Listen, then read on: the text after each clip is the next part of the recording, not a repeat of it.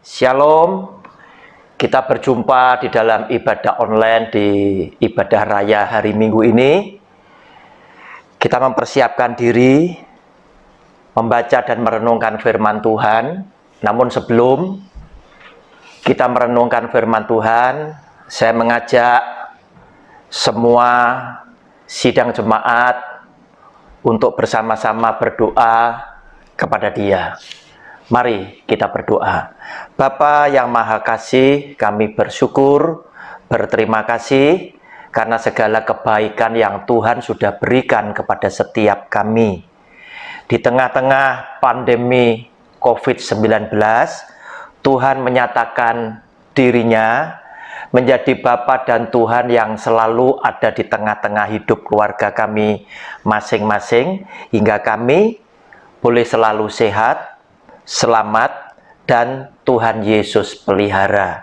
Oleh karena itu Tuhan, berkatilah kami, nyatakan kasih-Mu dan kuasa-Mu, hingga lewat segala kasih sayang-Mu, Tuhan memberkati setiap keluarga besar kami selalu sehat, kami selalu selamat, dan kami boleh tetap berkarya, walaupun ada di dalam rumah, maupun di luar rumah. Kami senantiasa ada dalam lindungan, berkat dan penyertaan Tuhan, hingga kami boleh selalu selamat sampai dengan usainya pandemi COVID-19 ini. Kami akan mendengar akan firman-Mu. Biarlah Tuhan memberkati setiap pribadi kami, hingga lewat firman-Mu kami boleh terberkati dan dituntun oleh firman-Mu pada jalan benar dan selamat yang Tuhan sudah siapkan. Di dalam nama Tuhan Yesus, kami percaya dan sudah berdoa. Haleluya. Amin. Saudara yang dikasihi oleh Tuhan, mari kita membaca firman Tuhan yang pada sore hari ini terambil dari Markus pasal 9. Markus pasal 9. Saya mau bacakan mulai ayat 33 sampai dengan yang ke-37. Demikian bunyi firman-Nya. Siapa yang terbesar di antara para murid? Kemudian tibalah Yesus dan murid-muridnya di Kapernaum. Ketika Yesus sudah di rumah, Ia bertanya kepada murid-muridnya, "Apa yang kamu perbincangkan tadi di tengah jalan?" Tetapi mereka diam, sebab di tengah jalan tadi mereka mempertengkarkan siapa yang terbesar di antara mereka. Lalu Yesus duduk dan memanggil ke-12 murid itu, katanya kepada mereka, "Jika seseorang ingin menjadi yang terdahulu, hendaklah ia menjadi yang terakhir dari semuanya dan pelayan dari semuanya." Maka Yesus mengambil seorang anak kecil dan menempatkannya di tengah-tengah mereka. Kemudian Ia memeluk anak itu dan berkata kepada mereka, "Barang siapa menyambut seorang anak seperti ini dalam namaku, ia menyambut aku, dan barang siapa menyambut aku, bukan aku yang disambutnya, tetapi Dia yang mengutus aku." Sampai di sini pembacaan firman Tuhan. Kita yang berbahagia adalah yang mendengar firman Tuhan dan setia melakukan firman Tuhan di dalam hidupnya sehari-hari. Amin. Saudara yang dikasihi oleh Tuhan, lewat bacaan ini kita tahu bahwa ke-12 murid Tuhan Yesus, yaitu para rasul, Petrus dan kawan-kawan, itu sedang memperbincangkan kira-kira di antara kita yang ber-12 itu yang sudah melayani Kristus, itu besok di dalam kerajaan surga siapa yang paling top, yang paling besar. Nah, saudara yang dikasihi oleh Tuhan, wajar dan manusiawi sekali. Kenapa? Karena ketika para rasul itu dipanggil oleh Tuhan Yesus untuk menjadi pengikutnya, menjadi murid-muridnya, menjadi pelayan-pelayannya, mereka dengan kesungguhan hati mengikut Kristus dan meninggalkan segala yang mereka sedang kerjakan. Baik pekerjaan, baik keluarganya, baik masa depan mereka dipertaruhkan hanya untuk mengikut Kristus dan mendapatkan upah, yaitu keselamatan. Nah, saudara yang dikasihi oleh Tuhan, otomatis semua orang yang sadar betapa besar harga yang dia sudah bayar untuk mencapai sesuatu, pastilah mereka akan bersungguh-sungguh mengerjakan tugas-tugasnya supaya mereka bisa mencapai hasil yang paling baik. Demikian pula jika Anda dan saya punya anak yang kita sekolahkan sampai ke luar negeri dengan biaya yang luar biasa, dan anak ini adalah anak yang mengerti akan segala pengorbanan papa mamahnya, dia pastilah akan berusaha, berjuang, tidak menyia-nyiakan, dan mempunyai hasil yang paling bagus dari apa yang dia bisa perbuat untuk dipersembahkan kepada kedua orang tuanya. Saudara yang dikasihi oleh Tuhan, itulah yang ada di dalam benak pikiran para rasul pada waktu itu. Namun saudara yang dikasihi oleh Tuhan, apa yang menjadi jawaban Tuhan Yesus ketika Tuhan Yesus tahu bahwa mereka sedang memperbincangkan siapa yang nantinya terbesar di dalam kerajaan sorga? Saudara yang dikasihi oleh Tuhan, ternyata Tuhan itu punya kacamata, punya penilaian yang berbeda dengan apa yang selama ini kita pandang semasa kita hidup di dunia ini. Seringkali kita selalu berpikir kalau kita menjadi yang paling hebat dan lain sebagainya, untuk menjadi yang paling besar kita harus menjadi yang paling hebat, yang paling depan, dan yang paling terkemuka. Ternyata saudara yang dikasihi oleh Tuhan, apa yang dikatakan oleh Tuhan Yesus kepada para rasulnya, inilah yang dia katakan. Lalu Yesus duduk dan memanggil ke-12 murid itu, katanya kepada mereka, jika seseorang ingin menjadi yang terdahulu, hendaklah ia menjadi yang terakhir. Justru kebalik, kalau kamu kepingin yang menjadi yang terdepan, yang terdahulu, kamu harus menjadi yang terakhir dari semuanya dan pelayan dari semuanya.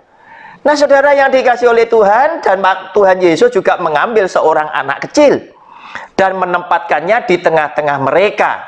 Kemudian ia memeluk anak itu dan berkata kepada mereka, barang siapa menyambut seorang anak seperti ini dalam namaku, ia menyambut aku. Dan barang siapa menyambut aku, bukan aku yang disambutnya, tetapi dia yang mengutus aku. Saudara yang dikasihi oleh Tuhan, Yesus Tuhan justru mengambil anak kecil. Seakan-akan anak kecil ini dipakai sebagai contoh. Ini loh yang paling kecil sesuai kacamata surgawi, kacamata Tuhan Yesus. Ini loh, kalau kamu bisa menjadi seperti anak kecil ini, sesungguhnya kamu menjadi yang terbesar. Nah, saudara yang dikasihi oleh Tuhan, apa yang hebat dengan anak kecil sehingga Tuhan Yesus itu berkenan pakai model anak kecil sebagai salah satu jawaban kepada ke-12 para rasulnya, bahwa jika kamu kepingin jadi yang terbesar, kamu jadilah yang terkecil. Kamu kepingin yang terdepan, terdahulu, jadilah yang paling akhir. Kamu kepingin jadi pemimpin, kamu jadilah pelayan. Saudara yang dikasihi oleh Tuhan, itulah sebagai jawaban Kristus kepada para rasul yang pakai kacamata dunia. Dia sepertinya ingin sampaikan kepada para rasulnya, saudara dan saya juga, silakan engkau punya semangat memberikan yang terbaik untuk Tuhanmu, itu baik. Tetapi di tengah-tengah semangat engkau memberikan yang terbaik, sama-sama dengan pelayan yang lain memberikan semuanya yang terbaik, tetap jaga punya kerendahan hati, tidak menyalahkan yang kiri, tidak menyalahkan yang kanan, tidak saling sikut sana, tidak saling sikut sini, tetap dengan hati yang jujur mempersembahkan kepada Kristus, tetapi bukan menepuk diri bahwa seakan-akan saya adalah yang paling benar, saya adalah yang paling besar, saya adalah orang yang paling dipakai oleh Tuhan. Bukan itu, tetapi tetaplah berikan yang terbaik untuk Tuhanmu dengan tetap menjaga punya kerendahan hati. Nah, saudara yang dikasih oleh Tuhan, oleh karena itu dia mangku seorang anak kecil dipakai sebagai salah satu model. Jika engkau ingin menjadi yang paling besar, kamu jadilah seperti anak kecil ini. Nah, saudara yang dikasih oleh Tuhan, apa istimewanya anak kecil ini? Kita tahu anak kecil ini dia tidak punya pamrih apa-apa. Dia tidak punya motivasi apa-apa di dalam dia melakukan segala sesuatu. Tujuannya dia cuma satu. Saya kepingin melakukan yang terbaik. Saya kepingin menjalankan dengan hati yang tulus. Soal hadiah saya tidak pernah mikir. Tetapi inilah persembahanku yang terbaik yang aku bisa lakukan. Aku berikan dan aku persembahkan. Itulah anak kecil. Yang pertama, apakah Anda dan saya ketika melayani Tuhan, kita pun juga bisa memiliki salah satu sifat dari anak kecil ini, yaitu dengan hati yang tulus, aku memberikan yang terbaik yang aku bisa. Aku tidak pernah mikir aku akan dapat apa atas apa yang aku layankan, tetapi aku selalu kepingin melayani ini dengan hati yang tulus, dengan hati yang ikhlas. Saudara yang dikasih oleh Tuhan, jika engkau dan saya melayani Tuhan kemudian tidak dapat apa-apa, apakah engkau akan tetap menjadi seperti anak kecil ini yang mau melayani Tuhannya tanpa berpikir aku pulang akan dapat apa keuntungan bagiku dengan pelayanan ini, tetapi dengan tetap giat, dengan tetap bersungguh-sungguh, apa yang terbaik yang aku punya, apa yang terbaik yang aku bisa persembahkan, itulah yang aku berikan untuk Tuhanku, tanpa pernah aku berpikir aku akan mendapatkan pujian, apakah aku akan mendapatkan upah, apakah aku akan mendapatkan kelimpahan, apakah aku akan diberkati. Itu semuanya tidak ada di dalam benak pikiran anak kecil. Nah, saudara yang dikasih oleh Tuhan, inilah yang dilakukan oleh anak kecil yang menjadi kekaguman buat Tuhan Yesus dan dipakai menjawab untuk para rasulnya. Nah, saudara yang dikasih oleh Tuhan, ketika para rasul sedang berpikir siapa yang terbesar sesungguhnya, mulai ada sifat dari hati mereka masing-masing untuk saling bersaing. Saudara, persaingan baik asalkan persaingan dengan cara yang positif. Persaingan tidak salah karena lewat persaingan kita bisa lebih maju dari hari kemarin. Karena apa? Kita melihat teman-teman kita kok melakukan yang lebih baik. Kenapa aku tidak melakukan yang lebih baik? Boleh juga kita lakukan. Tetapi sifat sebagai anak kecil tetaplah harus dimiliki. Kenapa? Anak kecil pun juga perlu didorong untuk punya motivasi. Dia boleh maju, namun di tengah-tengah kemajuan yang dia ingin mencapai, dia tidak pernah menaruh rasa iri, dengki kepada sahabatnya jika suatu hari kelak kenyataannya dia dinyatakan bukan sebagai pemenang. Saudara yang dikasih oleh Tuhan, lihat apa yang seringkali terjadi di tengah-tengah anak-anak sekolah, khususnya anak-anak yang masih sekolah di sekolah dasar, di SD. Otomatis pada saat ngantar, mamah-mamah bertemu dengan mamah-mamah yang lain, ngobrol dan lain sebagainya, sehingga antar mamah-mamah ini, ibu-ibu ini bisa saling berkenalan. Oh, ini mamanya itu mamanya Jeffrey, ini mamanya Niko, dan lain sebagainya. Saudara yang dikasih oleh Tuhan, apa yang seringkali terjadi ketika anak-anak ini mulai diumumkan, terima rapot, siapa dapat ranking 1, dapat ranking 2, dan lain sebagainya. Saudara yang dikasih oleh Tuhan, anak sama anak tidak pernah ada persaingan yang negatif, ya. Anak sama anak tetap bersahabat. Walaupun yang satunya ditetapkan ranking 1, satunya mungkin ranking 2, yang satunya mungkin tidak ranking. Saudara, tetapi antar anak kecil tetap bersahabat. Yang seringkali justru bersaing justru adalah ibu-ibu dari yang para murid tersebut. Seringkali justru mereka itu saling mengintip. Anakmu ranking berapa? Anakmu ranking berapa? Nah, saudara yang dikasih oleh Tuhan, itu bukan yang dikehendaki oleh Tuhan. Tetapi Tuhan kepingin, jika engkau kepingin menjadi yang terbesar, milikilah sifat-sifat yang Tuhan menjadi kagum. Oleh karena sifat itu ada di dalam diri, ada di dalam hati dan pikiran anak-anak kecil. Dia boleh tetap ingin maju, dia boleh tetap ingin menjadi yang terbaik. Tetapi jika suatu hari kelak ternyata sahabatku menjadi orang yang paling baik, aku pun akan mengucapkan syukur dan selamat bahwa kamu lebih baik daripada aku. Tidak ada rasa iri, tidak ada rasa dengki, tetapi yang ada adalah rasa persahabatan yang penuh dengan kasih dan ucapan selamat kepada mereka yang lebih baik dari dirinya.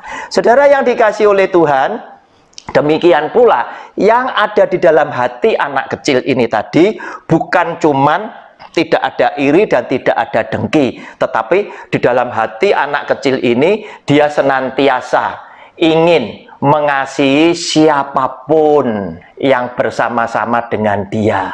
Dia ingin selalu yang lainnya juga boleh maju bersama-sama dengan dia. Kenapa? Karena di dalam hati anak kecil tidak ada perasaan jahat ada di dalam dirinya. Dia selalu kepingin bergaul bersama-sama. Dia merasa tidak bisa hidup tanpa sahabatnya. Dia merasa dia tidak bisa bekerja tanpa teman-temannya yang lain. Oleh karena itu, dia senantiasa menunjukkan sebagai makhluk sosial yang paling luar biasa ketika mereka bergaul bersama-sama, walaupun kemungkinan sahabat yang diajak itu bisa menjadi lebih baik daripada dia di dalam hidupnya, dia tetap tidak pernah berpikir bahwa engkau adalah pesaing bagi diriku. Saudara yang dikasih oleh Tuhan, bukankah Tuhan Yesus sudah berkata, lihat tuaian begitu banyak, tetapi pekerja penuai sedikit sekali. Oleh karena itu, saudara, kita akan menyambut dengan bahagia ketika ada begitu banyak orang-orang terjun di dalam ladang pelayanan Tuhan. Kita ikut senang. Kenapa? Karena kita sendiri tidak bisa bekerja sendiri tanpa mereka. Tetapi kenapa yang seringkali terjadi, begitu ada dalam tanda kutip merek gereja tertentu masuk di daerah tertentu, di kota tertentu, seringkali justru para pekerja-pekerja Tuhan yang katanya mengasihi Kristus, yang katanya mengasihi pekerjaan Tuhan, itu justru yang merasa, waduh, ada pesaing baru. Saudara yang dikasih oleh Tuhan, itu tidak pernah ada di dalam hati anak kecil. Tetapi hati anak kecil senantiasa dia ingin bekerja bersama-sama dengan orang yang lain. Semakin banyak sahabat yang datang bekerja bersama dia, semakin ramai teman-teman ikut bersama dengan dia, anak kecil semakin bersuka cita karena dia tahu semakin banyak sahabat-sahabatnya, maka mereka akan menuai semakin banyak semarak sukacita yang Tuhan sudah berikan kepada dia. Nah, saudara yang dikasih oleh Tuhan, inilah salah satunya yang diberikan oleh Tuhan Yesus dengan menaruh model sebagai anak kecil. Nah, saudara, anak kecil apa pula yang ada di dalam hatinya yang menjadikan kekaguman buat Tuhan Yesus untuk memberikan jawaban kepada para muridnya. Anak kecil senantiasa menuruti, mendengar, dan melakukan nasihat orang tuanya. Saudara yang dikasih oleh Tuhan, jika saudara dan saya adalah anak-anak Tuhan, maka kita akan senantiasa mendengar akan suara Kristus. Kenapa? Karena justru lewat nasihat-nasihat Tuhan Yesus kepada saudara dan saya, itulah yang menunjukkan bahwa kita itu mengasihi dia. Nah, saudara yang dikasih oleh Tuhan, sebagai anak kecil, dia selalu menampilkan diri bahwa aku nggak tahu banyak tentang kehidupan. Aku masih butuh nasihat. Aku masih butuh petunjuk, sehingga di dalam hidupku lewat nasihat, lewat petunjuk itulah aku bisa berjalan dalam kebenaran di dalam kehidupanku. Saudara yang dikasihi oleh Tuhan, anak kecil tidak pernah sombong. Nah, saudara, berbeda sekali dengan kita yang sudah merasa kita diberkati, kita berhasil. Seringkali kita berkata bahwa aku adalah hamba Tuhan yang paling diberkati, aku adalah hamba Tuhan yang paling dipercaya, aku adalah hamba Tuhan yang paling dipakai, dan lain sebagainya, dan lain sebagainya. Hanya karena kita ingin menunjukkan seberapa banyak cabang gereja yang saya punya, seberapa besar jumlah jemaat yang saya punya, dan lain sebagainya. Saudara yang dikasihi oleh Tuhan, kesombongan bukanlah daripada Bapa, tetapi kesombongan adalah dari dunia ini. Oleh karena itu, anak kecil menjadi salah satu model yang Yesus Kristus Tuhan banggakan untuk memberikan jawaban kepada ke-12 rasulnya. Salah satu sifatnya anak kecil adalah dia tidak pernah sombong. Kenapa? Karena senantiasa dia ingin mendapatkan petunjuk, dia ingin mendapatkan nasihat, dia ingin mendapatkan tuntunan, karena dia ingin juga akui di tengah-tengah apa yang aku bisa berhasil dan lain sebagainya, tanpa Engkau Bapa, aku tidak bisa berbuat apa-apa. Saudara yang dikasihi oleh Tuhan, demikian pula di dalam hati anak kecil itu senantiasa adalah hati yang selalu tulus dan berserah, percaya kepada bapaknya, percaya sepenuh kepada bapaknya. Kenapa? Karena orang tuaku, karena bapakku, karena ibuku adalah orang yang selalu berbuat baik atas hidupku. Nah, saudara, berbeda sekali dengan kita.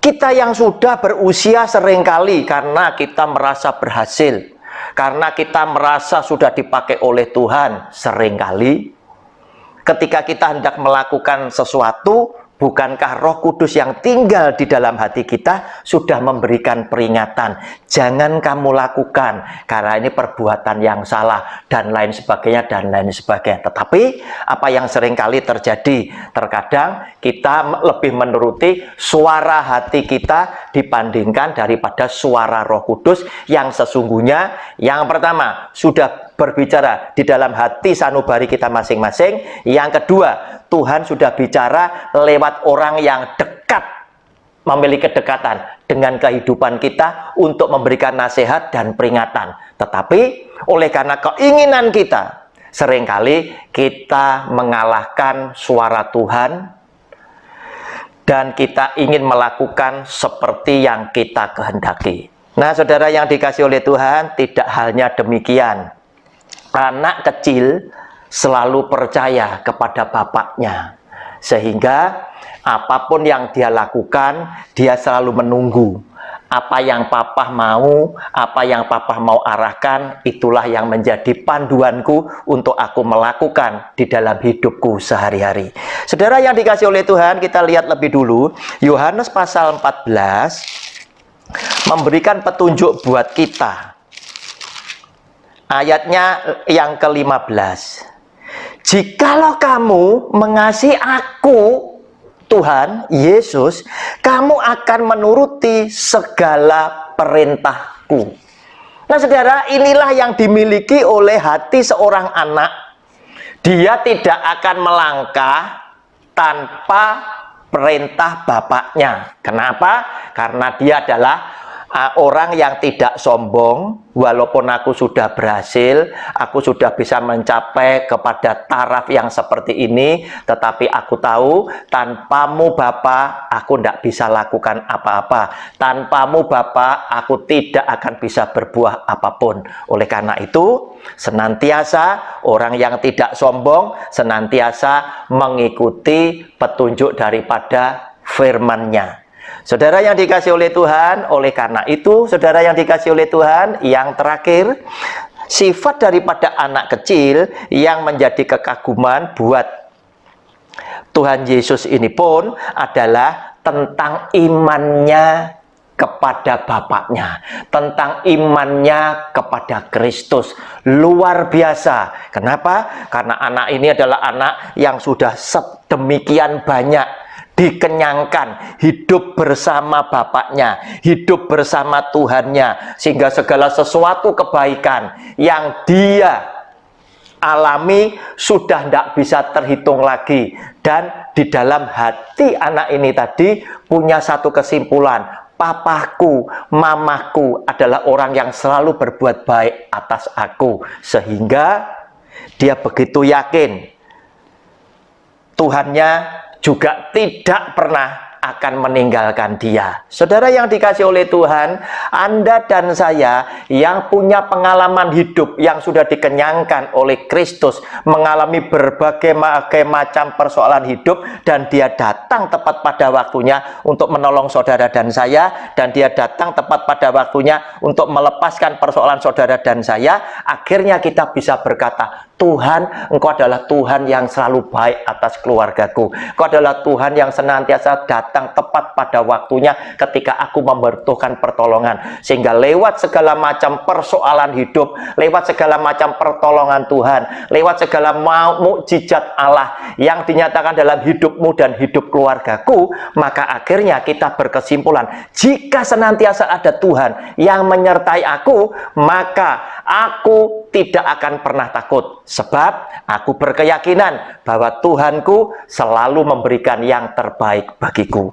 Artinya, yang terakhir, seorang anak begitu berkeyakinan, beriman bahwa Tuhan selalu akan menolong aku. Tuhan selalu berbuat baik kepadaku. Saudara, sebagai penutup khotbah saya memberikan sebuah ilustrasi ketika anak-anak saya berusia kurang lebih di bawah 10 tahunan. Jeffrey, Nico, dan Ferry sempat saya ajak, waktu itu saya tinggal di kota Kediri, saya ajak berlibur, kami bermalam di sebuah hotel di Surabaya, yang sengaja saya cari supaya saya nanti tidak repot-repot, saya cari yang ada kolam renangnya. Kebetulan kolam renang itu ada waterboomnya kecil-kecilan, saudara. Saudara, saya ajak ketiga anak saya bermalam di situ, 1-2 malam di sana, dan mereka bersuka cita karena ada kolam renangnya. Saudara yang dikasih oleh Tuhan, yang luar biasa ketika anak-anak saya ini tadi semua terjun di kolam renang, dan saya ngajak waktu itu yang paling kecil adalah Ferry. Jeffrey sama Nico itu berani main air, Ferry ada di dalam gendongan saya ajak ke kolam renang yang paling dangkal. Tetapi karena Ferry merasa takut, dia ngomong sama saya, "Pak, aku tidak mau ke kolam renang ini, Pak. Aku takut." Saudara yang dikasih oleh Tuhan, anak kecil salah satunya, dia punya hati yang jujur, dia punya hati yang polos. Ketika dia merasa tidak berani, ketika dia merasa tidak mampu, dia butuh lindungan dari papanya, dan dia ngomong, "Aku tidak berani, Pak, aku takut." Sama seperti ketika Daud berkata kepada Tuhannya, "Ketika aku takut Tuhan, sesungguhnya aku percaya kepadamu."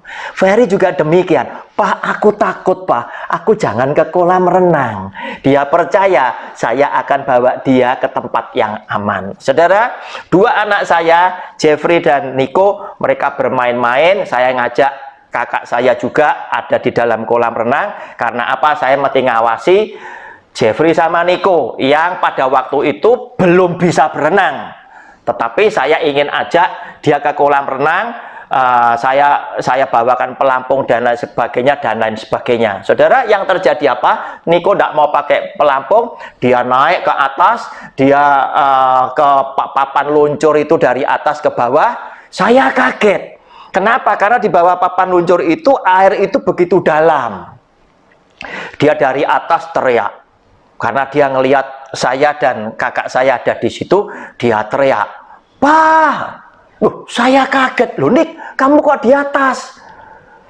"Pak, tampani aku." Nah, dia langsung meluncur. Loh, saya kaget, saudara yang dikasih oleh Tuhan. Saya ngomong sama kakak saya, kok itu lihatan Niko, tampan ono dia. "Loh, apa Niko tidak bisa renang?" "Loh, tidak bisa anak ini." "Loh, ya apa?"